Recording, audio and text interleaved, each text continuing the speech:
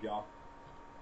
I'm just going to give a little, kind of try to explain a little bit of the hand wave, hand flow, how I knew it, from when I first started getting into popping, and how I see like a very similar relationship in today's electronic scene, especially in raves and whatnot, and cats that do a lot of liquid share a lot of things that I used to love doing, man. And I mean, if anything, it's why I really appreciated it is because it's something that a lot of us had gotten into when the underground electronic music scene here was being influenced by other cities, and we kind of shifted our dance from somewhere that we weren't welcomed anymore to a place that we were.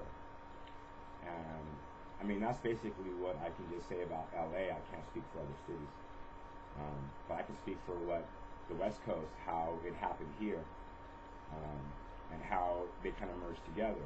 But before all that, a lot of cats are thinking that hand flows and hand waves are just like completely different things. Well, let's look at the mechanics first. And if anyone feels that I'm wrong in any which way, feel free to correct me for sure. Now, basically, the very first wave that it consisted of the arms and the hands was really in a disco scene. In the 70s, there was a move that many people were doing, and it consisted of locking the fingers together and doing this motion right here. Okay, that was a huge disco wave. It's not the wave that started popping. Popping got started by a wave when you would stand up and you would tilt your head back and then your body would follow. Kind of like the earliest version of a body wave. You know what I mean? And that's called a tidal wave. And really, popping and waving, the first wave I've ever seen, and that most cats that I still ask had ever seen, was the tidal wave. It wasn't any of this. This was not in the popping. But once cats were throwing tidal waves and learning how to use their arms into a wave, basically it was just throwing a set of 3 waves like this. 1, 2, 3, or something like that. You know what I mean? But the hands became a lot of play, especially the fingers. When cats were digging into their waves, throw an arm wave, they started with the finger motion first and dug in. Fingers and dug in. Then the fingers started coming closer together, kind of like this, but not locking at all. It was like this. And we would do waves with our hands and throw it to this one to come out to this one and throw it back to that one, and so forth. This wave right here, this hand wave, is what started our hand flows. And we would follow them too, like they were moving, like, and make, shapes and whatnot. You know what I mean? Because, we didn't have videos and stuff to learn from, so we would use other things for imagination. If I was sitting at my desk at school, I was, waving around the desk. I mean, creating the shape of the desk, of my books, whatever, you know what I'm saying? A lot of this shit that we did was in class, you know what I'm saying? Just not paying attention and figuring out, different waves and stuff, for example. Now, this wave right here started twisting and turning. And we started creating shapes and figures. And a lot of times when I hear the word figure 8, I see that it's because of a figure 8, some type of figure 8 that's been traced, that's been trailed, you know what I mean? And we would start with our waves like this, and we start turning them and going back this way. And when you see this, you see an 8 shape in your arm. You see this part and this part is creating a figure 8. And you're following that trail consistently. So whenever you're moving around, you're seeing that 8. You know what I mean? 8. You're creating figures of 8s all the time. Now, I see other cats that will spin it up from here and down here like in liquid, and that's the same. We would twist them and turn them every which way you want. I mean, this is just hand flows, and we would continually hand flow, speed changes, kick them. We could tick our hand flows.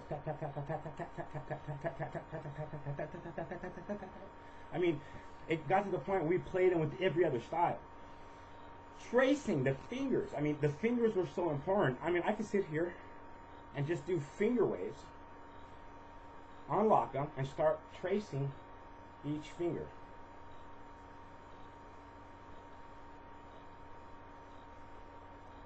And waving each finger. I mean, we would play around to that level. Unfortunately, you guys don't see a lot of that kind of stuff out, because there's not much that's been documented concerning these kind of waves going back. And look, when I turn around and I trace the wave back, we would push with the other hand, still creating that like energy between these two fingers.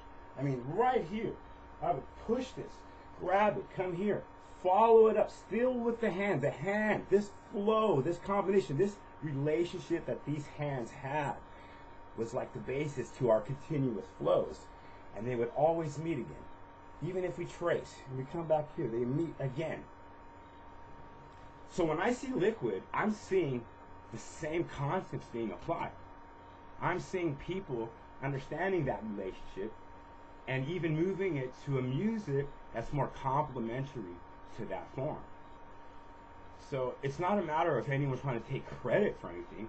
It's a matter of gathering all your information and seeing these relationships and not denying them. We're not just pushing them away because they don't fit into what you believe might be, the truth behind how, these dances came about. I don't know the exact truth. I just know from my experiences what I know, what I've been practicing, and what I've been doing this like this since 1981. Tracing it, following back, grabbing it, boom, boom, back to the hands, to the shoulders, elbows, boom, here, here, here. All this stuff, every transition that you see is a hand flow. It's all a hand flow. Regardless if we made a shape of an 8 or a 4 or a 9, we made shapes with them. We followed a trail. We used to wear gloves too, man. We used to wear gloves because we would love to go off the black lights. You know what I mean? The white gloves in those rooms would really give us a really nice trail. Ooh, and just like have fun with it the whole time. Just in any positions we can think of. Go under, over, boom, go through it. You know what I mean? Boom, boom, boom, boom, boom, boom, boom, boom. And they fingers still meet up. It's a hand flow. Whether you use your arms, your elbows, your shoulders, the driving force is this right here. You can flip it in this way, that way, or that way. You know what I mean? This way when they meet together. Relationship right there is a hand flow. That's a hand flow. Two hands flowing together. Whichever one's leading, whether they're synchronized, whether they're mirrored together, like this is a mirror.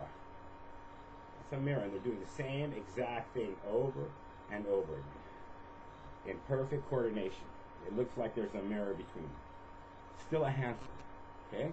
And all these motions that you see that you do, when the fingers are in any kind of waving motion, it's waving. It's waving. You're waving. You're using a wave. You're using a wave to move all what you're doing, regardless of how you're doing it. If you're doing something without a wave motion and you're calling it liquid, that's great. I mean, I've seen it happen. I've seen cats like the LPC throw down a lot of different things. I think they pretty much standardized a lot of stuff that I have to say I hadn't seen back in the day. But the hand flows, every single hand flow that I've seen, I had already seen. And I'm not lying at all. You know what I mean? But pretty much that's it for that. And hopefully, any questions, man, I'll even get down and show you cats what I mean. You know what I'm saying? I got no problem doing that. I'm trying to get down here. I'm trying to show you guys the relationship that these hands have in any way that we did. Boom. Boom. And usually, when it was electronic music, we would continuously flow to it. You know what I mean? Just always just flowing to it.